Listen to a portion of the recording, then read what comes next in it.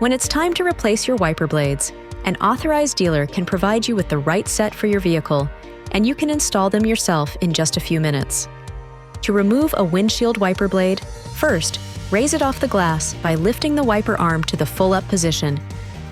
Press the release button on the blade and lift it up to remove it from the arm. Position the replacement wiper blade above the arm and insert it into the housing until it snaps into place. Now, just lower the wiper blade onto the glass and repeat the process for the other side.